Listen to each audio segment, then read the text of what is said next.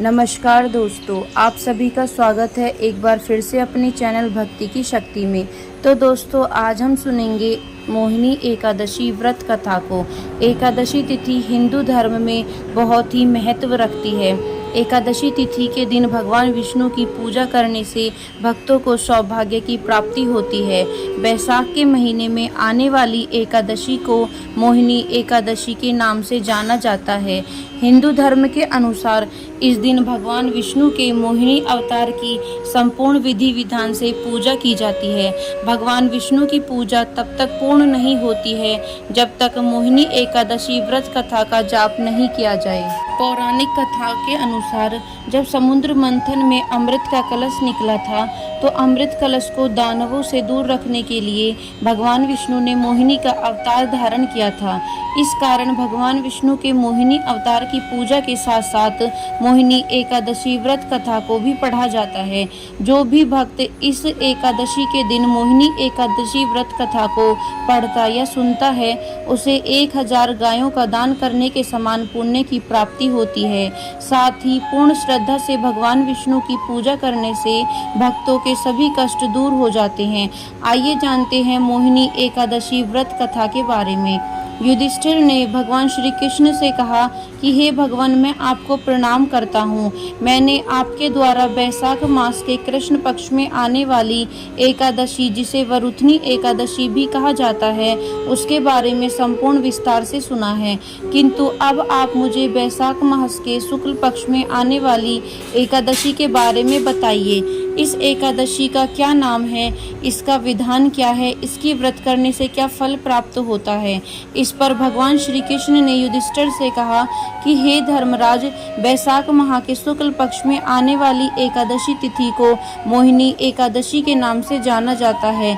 इस एकादशी का व्रत करने से भक्तों को संपूर्ण पापों एवं दुखों से छुटकारा प्राप्त होता है। हे युधिष्ठिर, मैं तुम्हें बताता हूँ कि इस एकादशी के दिन मोहिनी एकादशी व्रत कथा को सुनने का बहुत ही महत्व है।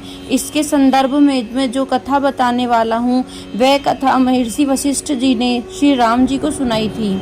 एक समय की बात है, भगवान श्री राम ने महर्षि वशिष्ठ जी से कहा कि हे गुरुदेव, मैंने सीता जी के वियोग में कई सारे दुखों को भोगा है, अतः मुझे ऐसे व्रत के बारे में बताइए जिससे समस्त पाप और दुख नष्ट हो जाएं। इस पर महर्षि वशिष्ठ जी ने भगवान श्री राम जी से कहा, हे राम, आपके द्वारा पूछा गया प्रश्न बहुत ही अच्छा है। आपकी बुद्धि अत्यंत ही पवित्र है। आपका नाम लेने मात्र से ही भक्तों की आत्मा पवित्र हो जाती है। बैसाख माह के शुक्ल में आने वाली एकादशी को मोहिनी एकादशी कहा गया है। जो भी मनुष्य मोहिनी एकादशी का व्रत करता है उस मनुष्य के जीवन से समस्त दुख व पाप नष्ट हो जाते हैं। मैं अब इसकी कथा कहता हूँ, इसे ध्यान पूर्वक सुनो। प्राचीन समय में सरस्वती नदी के किनारे भद्रावती नामक राज्य में धूतिमान नामक राजा का शासन था।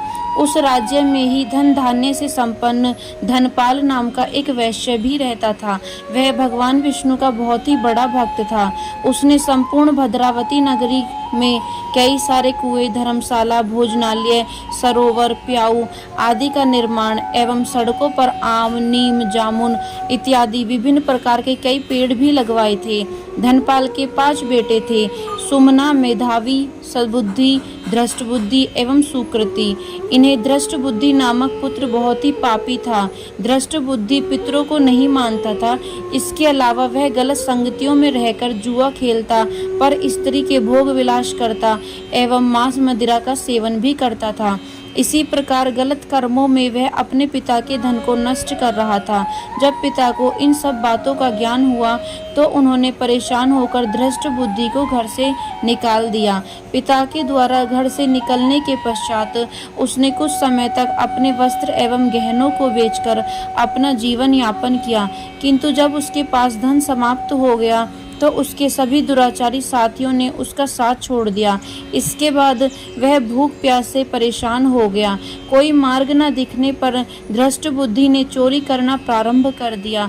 जब प्रथम बार वह चोरी करता हुआ पकड़ा गया तो लोगों ने वैश्य का पुत्र जानकर उसे चेतावनी देकर छोड़ दिया, लेकिन जब वह दूसरी बार चोरी करता पकड़ा गया तो राजा की आज्ञा के अनुसार उसे कारागार में डाल दिया गया। धृष्ट बुद्धि को कारागार में बहुत यातनाएं दी गई। इसके पश्चात राजा ने उसे राज्य से निकाल दिया। इसके बाद वह जंगल की ओर चला गया और वहां पशु पक्षियों को मारकर खाने लगा। कुछ समय के बाद वह बहेलिया बन गया। वह धनुष बाण लेकर पशु पक्षियों का शिकार करके उन्हें खाता था। एक दिन की बात है, वह भोजन की तलाश में इधर उधर भटक रहा था। भोजन की तलाश करते हुए वह ऋषि कौंडिन्य के आश्रम में पहुंच गए। कौंडिन्य ऋषि गंगा स्नान करके आ रहे थे तो उनके गीले कपड़ों से गंगाजल के छींटे उस पर भी गिरे, जिससे उसे सबुद्धि प्राप्त हुई। इसके बाद में धृष्ट बुद्धि ने कौंडिन्य ऋषि के पास जाकर हाथ जोड़ते हुए कहा, हे महामुनि, मैंने अपने जीवन में कई सारे पाप किए हैं। कृपया आप मुझे इन सभी पापों से मुक्ति पाने के लिए बिना धन का उपाय बताइए। धृष्ट बुद्धि के ऐसे वचन सुनकर कौंडिन्य ऋषि ने उससे प्रसन्न हुए और उससे कहा कि तुम वैशाख माह के शुक्ल पक्ष में आने वाली मोहिनी एकादशी का व्रत करो। इस व्रत को करने से मनुष्य के पर्वत के समान पाप भी नष्ट हो जाते हैं। ऋषि कौंडिन्य के मुख से यह बात सुनकर वह बहुत ही प्रसन्न हुआ और उनके द्वारा बताई गई विधि विधान के अनुसार उसने मोहिनी एकादशी के व्रत को किया। हे राम, मोहिनी एकादशी व्रत के प्रभाव से उसके संपूर्ण पाप नष्ट हो गए और अंत में वह गरुड़ जी पर बैठकर विष्णु लोक को चला गया। इस व्रत को करने से सभी प्रकार के मोह से छुटकारा मिलता है।